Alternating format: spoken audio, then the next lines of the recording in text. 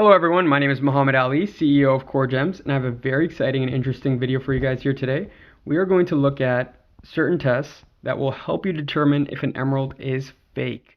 This test will not actually help you determine for sure if an emerald is real, and it won't help you determine if emeralds are treated or not.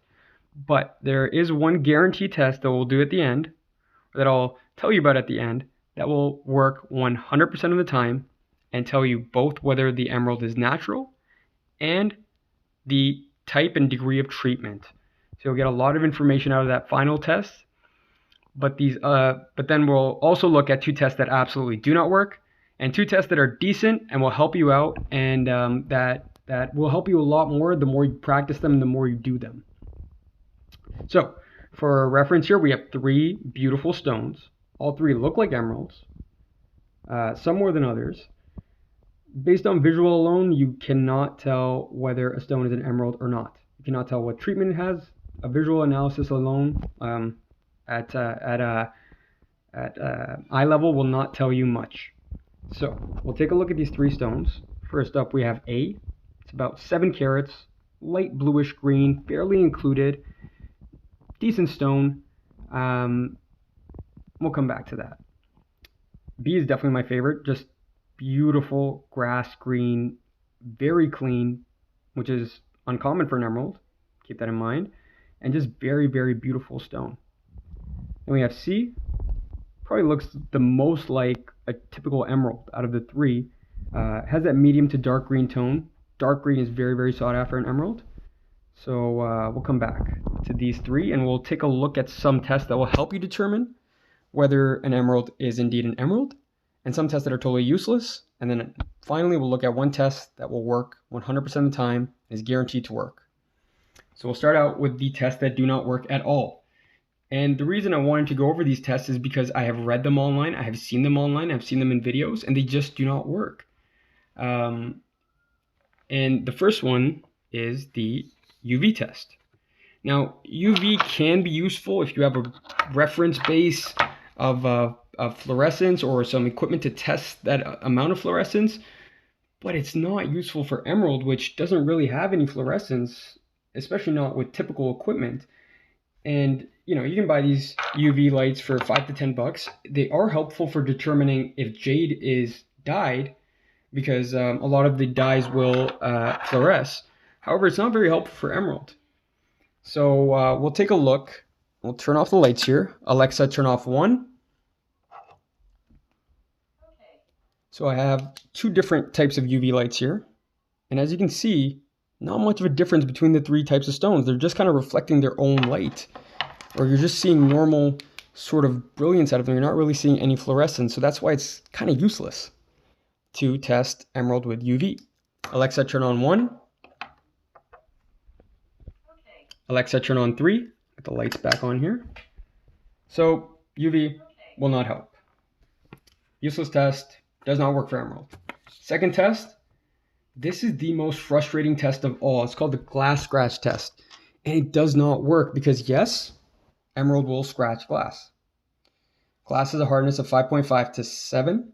Emerald has a hardness of 7.5 to 8 on the Mohs hardness scale. But a lot of things have a hardness higher than 5.5 to 7. This here is cubic zirconia. You can buy for $3, $4 on eBay. It will scratch glass. Here, I want you guys to see it and hear it. Sorry about that. Let me see here. How can I do this?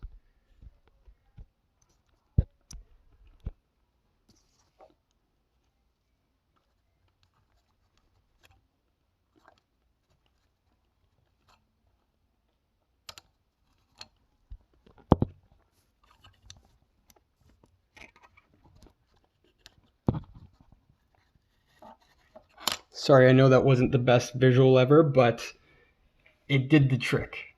It scratched the glass. Those are the new scratches. Those are scratches I had on there from before. Those are the new scratches right there. And if cubic zirconia can scratch glass, and it's a synthetic, people-made, human-made gem, or not even a gem, then what is it going to tell you about whether a stone is natural emerald or not? It's not going to tell you anything, because any synthetic with a hardness higher than 5.5 to 7 will scratch pretty much any glass. So let's move on to tests that are decent, that will help you narrow it down. They won't tell you for sure, this is natural emerald, this is not emerald, but they will help you narrow down your options and give you an idea of whether it's an emerald or something else.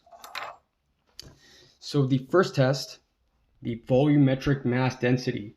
Sounds like a very sciencey term, sounds like a very complex term. It's very simple actually.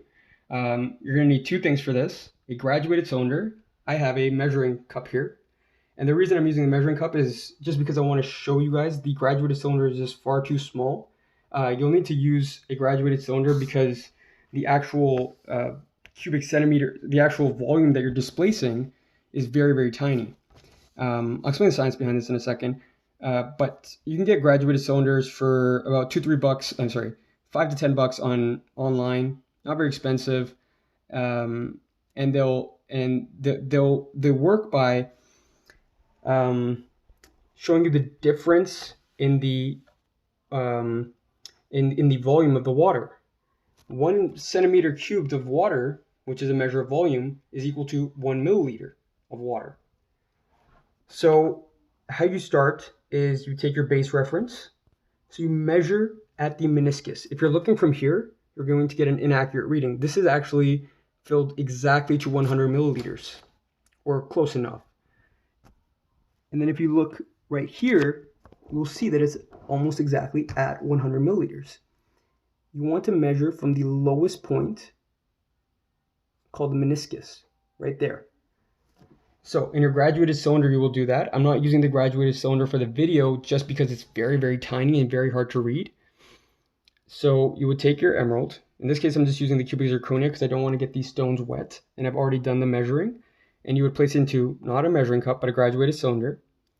And you would see how much the water level rose. You can barely tell in a measuring cup because it's fairly large, a fairly large amount of water in there.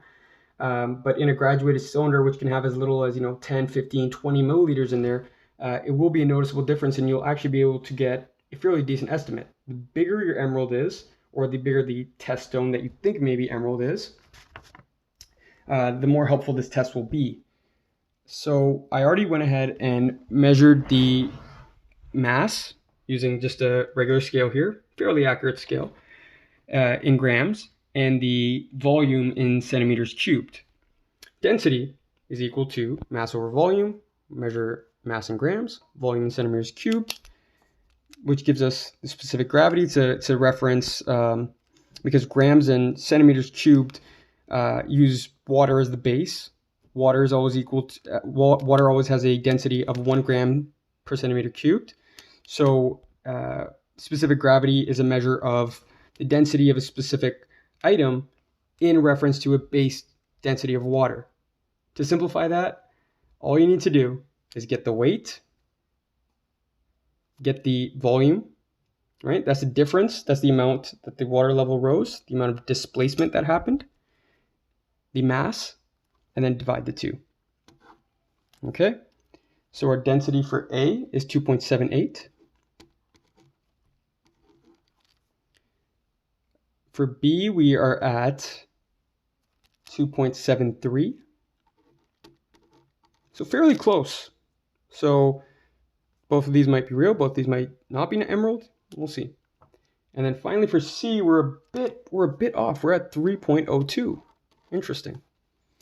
Now the density for emerald on average is between 2.67 and 2.78.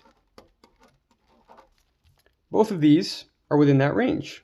It's at the very high end of that range. This is right in the middle, but they are in that range. This is way off. Again, we don't have super high-tech scientific equipment. We don't have exact atmospheric pressure. We don't have temperature. We don't have everything adjusted to exactly where it needs to be. So these are still fairly crude estimates. But right away, as I mentioned, this will help you eliminate things that are definitely not emerald. So right now, we should be very, very suspicious of C because its density is way off base. Now, I know I didn't do the best job of showing you the water displacement and well, mass is fairly easy, but the water displacement, there are lots of YouTube videos that go into a lot more detail, and we'll have a lot more detail as to exactly how to do it and check the meniscus and see the displacement. So do watch those. But this is a fairly reliable test in terms of just weeding out things that are definitely not emerald. Again, it will not help you determine if an emerald is real because synthetics can have the exact same specific gravity. Now we'll move on to the second test that sometimes work: microscopic analysis. Microscopes cost thousands of dollars. I don't expect any of you to go out there as amateur gem hunters and spend thousands of dollars on microscopes. Spend them on gemstones. They're a lot more fun. What you can buy are these basically enhanced loupes. This one is 25x magnification, and then I have another one here that's about 60x magnification. And I've included in the description some links for some synthetic and some natural emerald and some of the gemstones that most closely resemble emerald. And just by comparing the inclusions, and this takes the most practice to get down, just by looking, just by practicing and comparing base inclusions for things that we know to be emerald and things that we know not to be emerald, we can get a good idea of the types of inclusions that natural emeralds have and the types that gemstones that look like emeralds, such as tourmaline and sphalerite, have. And we can sometimes use them to weed out synthetics, which sometimes have no inclusion, sometimes have inclusions that have been forcibly put in there, such as bubbles and all sorts of fissures and different cracks and such. But this one definitely takes the most practice, but is probably the most reliable test that you can easily do at home. Again, not guaranteed to work, but will help you, on average, most of the time, weed out things that are definitely not emerald. So look in the description, compare the inclusions of natural emerald and your stone that you are testing. Now, when we looked at A, we saw lots of large inclusions, lots of fissures, lots of spots, so lots of impurities inside the stone. When we looked at B, we didn't see too many impurities, but we did see fissures and cracks. When we looked at C, we saw it was almost completely clean, other than one minor little inclusion that's only really visible with the magnification. That should be very suspicious to us. Emerald is almost always included. Almost always included. So if you're seeing a clean stone, chances are it's not emerald. Okay? Now I'm going to reveal what each of these actually is. We'll start with B. B is a natural emerald, and it is treated. The treatment is F2, also known as moderate clarity enhancement. Okay? So emerald treatment goes from minor to moderate to significant.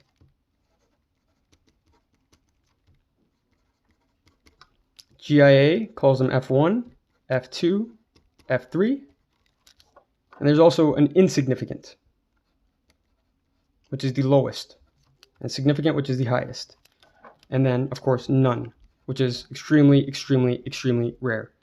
You cannot tell whether an emerald is treated or not just by looking at it without a proper microscope and a proper understanding or some gemological training or some sort of background in identification. It's not something, I mean, I'm sure there's amateurs out there who are pretty decent at it, but it's something that really does take specialized equipment and practice. A is also a natural emerald, and it is untreated. And we can see it has a fairly weak color, but and it is definitely on the more included side with some large black spots and white spots. But that's okay because emerald is almost always included. In fact, I'm glad that they left this stone untreated because it might have been a bit cleaner, but I think the spots and they just give it a bit of character. They give it a bit of fun. It's not a very expensive stone. I'm auctioning off no reserve. It's going to sell for a couple $100. It's just a fun stone. It's something that you would set on a nice ring, nothing super fancy, maybe with silver, maybe with some 14 karat gold. It will look nice. B is a very fine gem quality emerald. It's super clean, has vivid green color. It's absolutely lovely. One of my favorite emeralds that I've seen in a very, very long time. Very beautiful gem. Zambian origin, and again, super, super transparent and clean, which allows for great luster, allows for that crystal sort of look. Sorry, I need to clean it off. It has my fingerprints all over it, but it is a very, very clean emerald and is very, very gorgeous. Now, finally, we come over to C. Right away from the specific gravity and from the zoomed in, I can't even call it really microscopic because it was only about 25x magnification. I also have this 60x. You can get these for $10 or under on eBay and on Amazon. But from the analysis, we can see that it's super clean and the specific gravity is much higher than emerald's typical range. So we can rule it out as not an emerald. In fact, 3.02 happens to be the average specific gravity for natural tourmaline, which is one of my all-time favorite stones as well. Natural tourmaline is also untreated, but again, you would not be able to determine these treatments with home tests. Finally, as I mentioned, as I promised, there is a guaranteed test.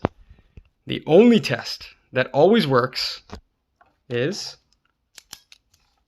a report. Sorry about my messy writing here. From, there's the keyword here, reputable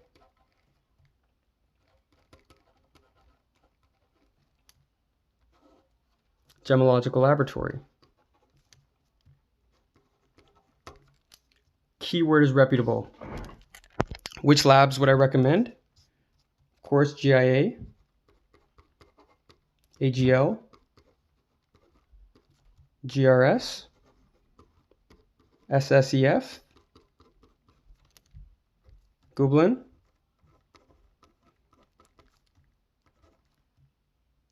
IGI, especially it's unfortunate because I feel like GIA, you can send it to any GIA lab in the world and you get the exact same result. However, I don't feel like it's the case with IGI. IGI's Bangkok has given me off readings sometimes. I've sent it to IGI Bangkok, and this is my personal experience, and they told me a Pad Prashra, very valuable, beautiful stone, was heat treated.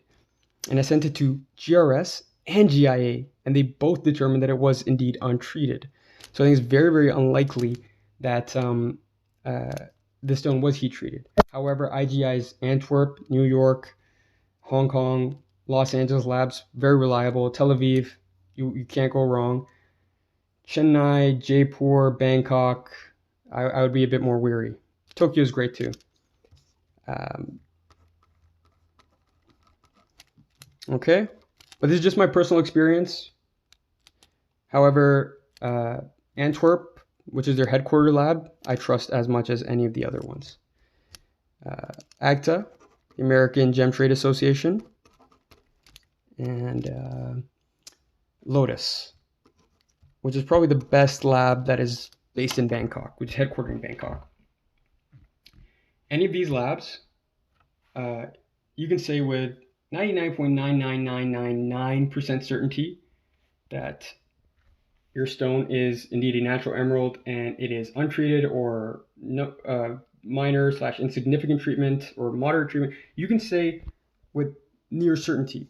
And whatever one of these labs says, chances are almost 99.99999% for sure the other labs will say the exact same thing. That is why you need to, and the reason for that is that's because that's all they do. That's literally all they do is test gemstones. They have very specialized equipment. They test gemstones and they research gemstones. So they know about origins, they know about the latest treatments, they know about everything that's happening in the gem trade. Their staff have years and years and years of training, and day in, day out, all they do is test gemstones using the latest equipment and researching gemstones to be up to date on treatments and on origins, so they can say with certainty which whether the stone is natural, what type of gemstone it is, the treatment, and for certain gemstones, the origin. Why are those things important? Because a untreated emerald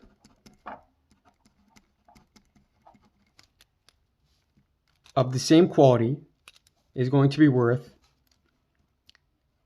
300% as much as a minor treated emerald,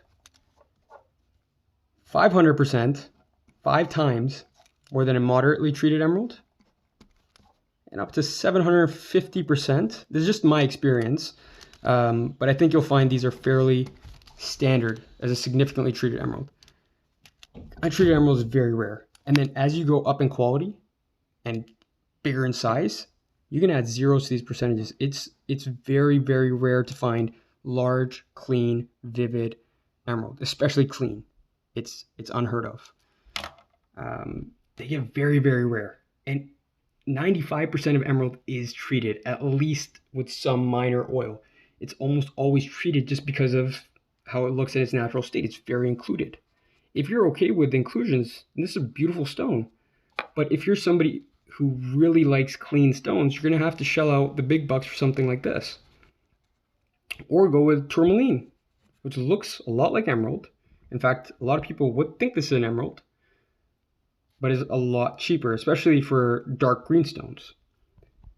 So, to summarize, get a reputable lab to report. And here I'll give you guys an example. So B here comes with an IGI report, colored stone report.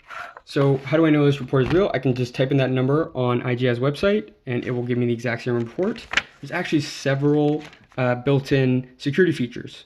So they have the hologram here. You have fibers running throughout the report itself. There's several other hidden features. I'm sure there's some UV and some other stuff here and there that they can use to assure that your report is your report is authentic, and that the stone is exactly as it's been described. So again, enhanced moderate clarity enhancement. GIA calls this F2. It tells you whether it's transparent or not. Very important in emerald, because a clean transparent stone, several times more than an included translucent or opaque stone. Opaque stones, most people won't even consider emerald. Tells you the color, yellowish green, bluish green, worth less than pure green, obviously. And if required, since this is Zambian stones don't really command a premium in the market, so I didn't bother with the origin. But if it was a Colombian stone, I would have gotten the origin report because it commanded a significant premium in the market. Beautiful stone. In my opinion, the nicest looking stone out of the three. I'd rather go with a slightly treated minor or moderate. I generally try to avoid significant unless it's a very, very beautiful stone. I'd rather go with a moderate or minor treated than an untreated emerald with weak color or heavy inclusions. But if you can get something of this color and clarity that's untreated, if this was an untreated stone, we'd be looking at 10 grand, maybe 15, easily. And I think I'd have multiple offers. But it is moderate clarity enhanced. Okay, so overall, to summarize, the only way to know for sure if an emerald is natural is to get a report from a reputable laboratory.